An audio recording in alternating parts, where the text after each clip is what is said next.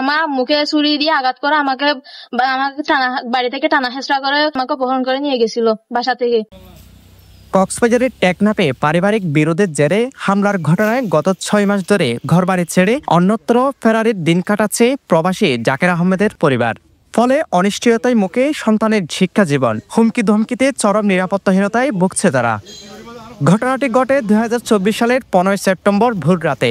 ভুক্তভোগীদের অভিযোগ, আপন ভাই সিদ্দিক আহমদ ও তার ছেলে রাসেল সহ 8 থেকে 10 জন দুর্বৃত্ত দেশীয় অস্ত্র নিয়ে বাড়িঘরে হামলা চালায়।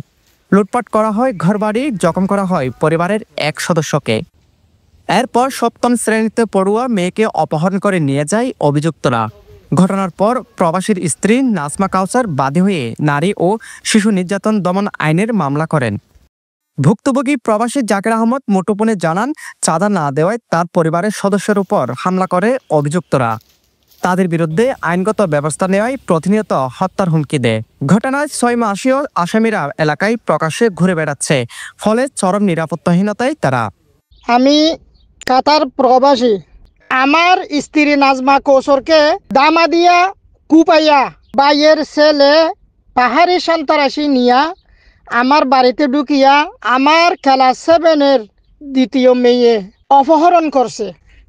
রাসেল বাহিনী যারা আছে তারা পাহাড়ে থাকে, তার সাথে অনেক লোক পাহাড়ি সন্ত্রাসীর সাথে সংযোগ আছে, যার কারণে এলাকার মানুষে তারে দেখা দিতে ভয় পায়।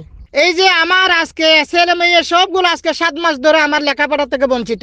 আমার ছেলে মেয়ের কোনো জানের নিরাপদ নাই, আমার কোনো নিরাপদ নাই, যার কারণে আমি দেশে আসতে পারতেছি না। তারা হুমকি দুমকি সবগুলা দিতেছে।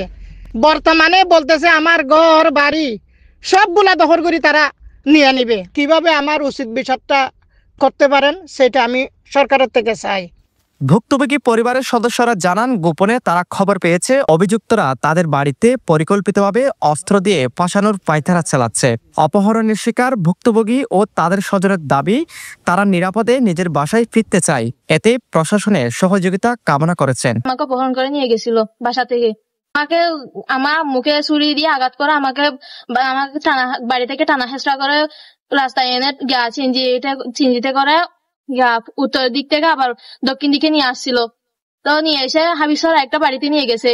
ওদের যাদের বাড়িতে নিয়ে গেছে তার নাম হচ্ছে কাশেম। এটা অপহরণ করে যাইবা আর নাতি মারি স্কুলত যাই না বাড়ি, এখানে নাতি আমার বাড়িতে আছি, যে হওয়া নাতি আমি বাড়ি রাখি দি। ই নর বিয়ে আর কত হুমকি, কত নির্যাতন করে 6 মাস 8 দিন অথবা 10 দিন ঘরত তাই না বাড়ি, তারার বাড়ি ঘরত তাই না পারে, তারও বাড়িঘর লুট করি নিয়ে তারার গাছ গোছলা খাড়িছে দিল যার বই। এই বিষয়ে অভিযুক্তরা তাদের বিরুদ্ধে ওঠা সকল অভিযোগ অকপটে স্বীকার করেছেন, তবে হুমকির বিষয়টি স্বীকার করতে নারাজ। চুরি করছে, চুরি মারছে, ওইরকম কিছু না, হাতাহাতি হয়েছে, হালকা মানে আঘাত লাগছিল আর ওই অপহরণ সাজেছে আর কি।